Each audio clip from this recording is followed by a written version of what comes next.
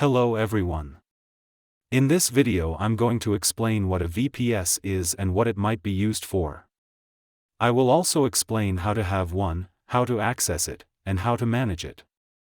Let's start with the definition first. What is a VPS? VPS, which stands for Virtual Private Server, is a type of hosting that allows us to access a server, thus a real virtual computer, as if we were in front of it.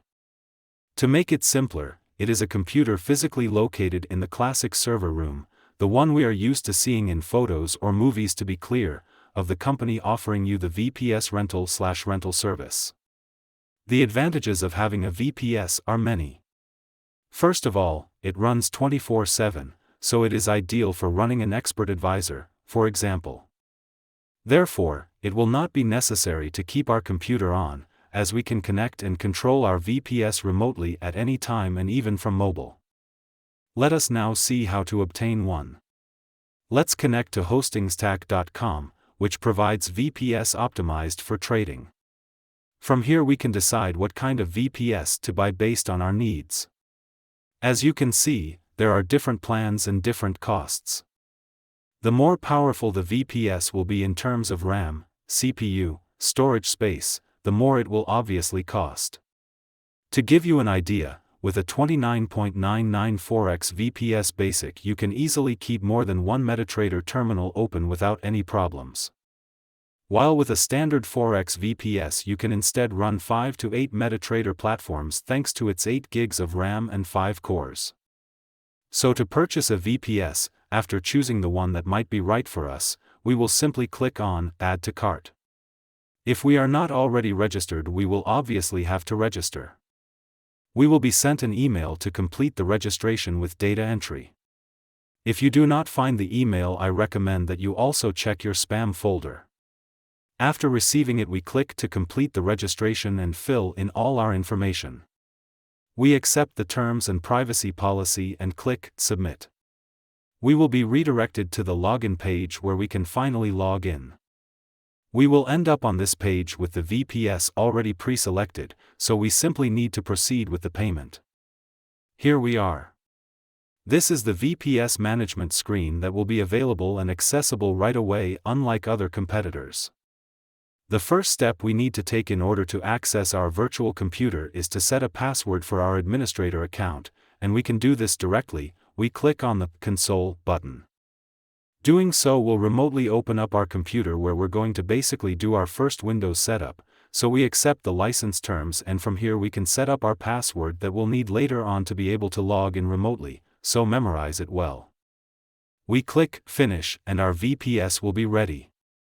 If you want you can still use it from the console, but it will have a higher latency.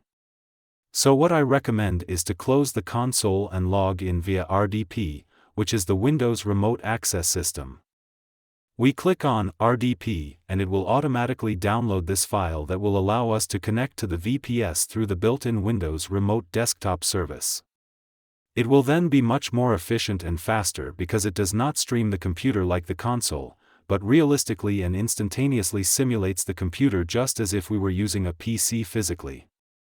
This RDP file we can put it wherever we like, and to access our VPS just click on it and enter the administrator password. Here of course we do connect. If we want we check the Do Not Display This message again. We enter our administrator password that we chose earlier in the console during the VPS installation, click Connect, and we can finally access our VPS. And here we are. This is our VPS, this is our virtual computer that will remain active 24/7, so we can safely close the icon, turn off the computer, and she will always remain active. In this VPS there are two features that HostingStack provides that are very interesting. The first is Active Autologon, which I recommend that you enable. This tool will be used to deal with unexpected restarts of the VPS.